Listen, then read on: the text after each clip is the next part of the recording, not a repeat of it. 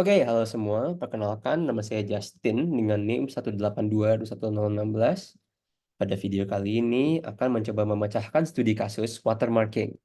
Oke, jadi kasusnya itu ada seperti ini.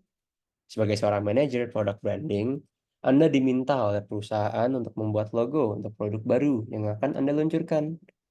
Anda dan tim berhasil membuat logo tersebut. Logo tersebut pun juga disisipkan watermark sebelum diajukan ke HKI atau hak kekayaan intelektual.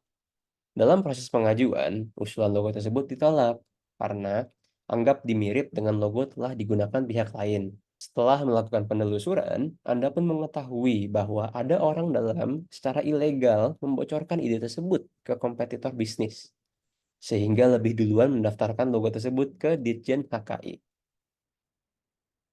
Nah, setelah mengetahui kasus ini, ada beberapa permasalahan yang butuh dipecahkan. Tapi sebelumnya, HKI itu apa sih? HKI atau hak kekayaan intelektual adalah hak yang ditimbul dari olah pikir yang menghasilkan suatu produk atau proses yang berguna untuk manusia. HKI itu biasanya untuk menikmati secara ekonomis hasil atau karya dari suatu kreativitas intelektual. Kemudian, apa itu watermark? Watermark itu hasil dari teknik untuk melindungi kekayaan intelektual tersebut dengan menyisipkan informasi ke dalam suatu media seperti gambar, video, ataupun sinyal suara. Karakteristik dari watermark ini biasanya itu tidak dapat dengan mudah dibaca oleh orang lain dan juga tidak mempengaruhi kualitas data yang di watermark. Nah, setelah mengetahui itu, permasalahan pertama yang akan dipecahkan adalah apa langkah yang harus Anda lakukan sebagai manajer dalam menangani situasi tersebut.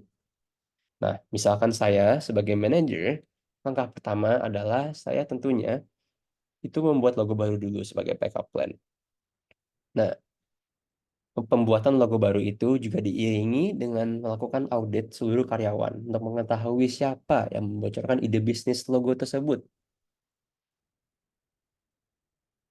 Ide logo ke kompetitor bisnis. Apabila karyawan tersebut ditemui, maka saya akan membawa insiden tersebut ke perhakiman dengan tujuan mengambil alih pula hak atas logo yang dibentuk saya dan tim sebelumnya. Oke, jadi itu untuk permasalahan pertama. Kemudian untuk permasalahan kedua, bagaimana watermarking bekerja untuk membuktikan orisinalitas karya tersebut? Nah, jadi watermarking itu ada beberapa teknik. Yang pertama yang akan saya jelaskan adalah least significant bit. Nah, least significant bit ini adalah teknik watermarking yang bekerja dengan cara menyisipkan watermark dengan memodifikasi least significant bit di dalam pixel depth. Jadi, pada contoh gambar di bagian kiri, itu ada gambar originalnya di bagian atas kiri, dan apabila significant bitnya itu dikurangi, maka akan menghasilkan gambar-gambar setelahnya.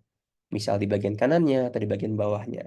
Pada bagian bawah kanan adalah apabila significant bitnya itu sangat rendah. Dan sedikit komentar itu di bagian gambar ketiga itu agak seram ya. Oke, lanjut lagi ke bagian correlation technique. Nah, correlation technique ini adalah teknik watermarking yang bekerja dengan cara menyisipkan watermark dengan menambahkan noise pada gambar asli, biasanya menggunakan pseudorandom generator dengan bobot pengalika yang juga dapat diubah-ubah sesuai keinginan kita. Nah, visualisasinya dapat dilihat pada bagian kanan. Jadi ada user defined key terlebih dahulu, itu untuk menentukan seed dari pseudorandom generator yang akan menghasilkan juga pseudorandom noise-nya. Kemudian pseudorandom noise ini akan dimultiply by scale factor. Scale factor ini juga dapat kita ubah-ubah sesuai keinginan kita.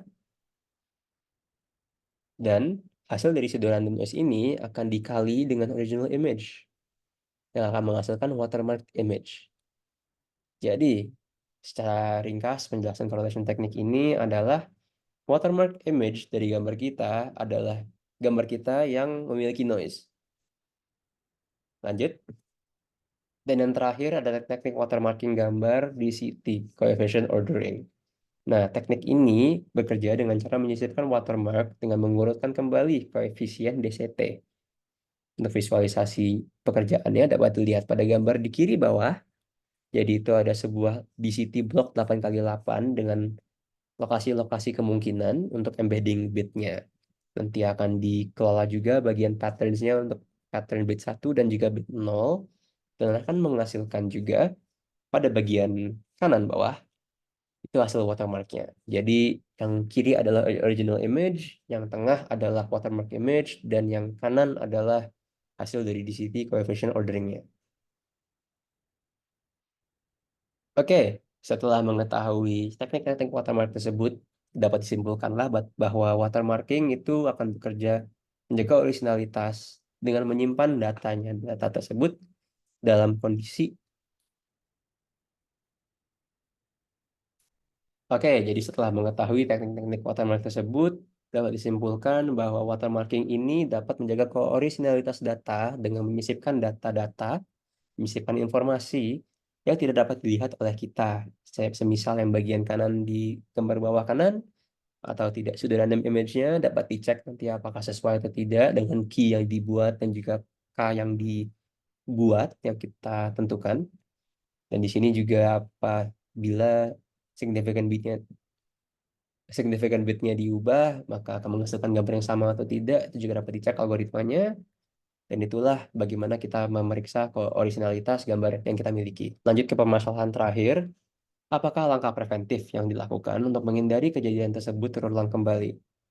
Oke, saya sebagai manajer, yang saya akan lakukan adalah menggunakan enkripsi pada gambar yang saya miliki. Dalam kasus ini, pada logo yang dibentuk oleh saya dan tim. Nah, enkripsi ini, jadi cara kerjanya adalah ada private key dan juga public key. Private key ini saya simpan sendiri dan public key ini akan saya sebarluaskan. Kemudian, public key yang saya buat ini akan saya berikan ke karyawan khusus aja pada tahap pengembangan logo. Jadi semisal, pada tim desain yang mengembangkan logo. Dengan asumsi yang menyebarkan logo sebelumnya adalah karyawan di luar tim desain. Dengan enkripsi ini akan memungkinkan apabila kasus seperti yang tadi juga terjadi kembali, itu gambar yang dikirim ke kompetitor tidak akan gambar yang sesuai dengan apa yang di original dikirim. Karena enkripsi tersebut akan mengubah bentuk gambarnya supaya menjadi tidak jelas. Dan apabila ingin dibuat jelas, itu butuh public key yang saya berikan ke karyawan khusus itu.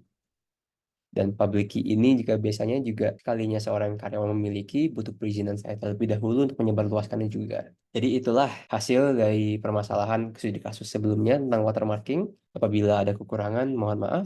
Terima kasih.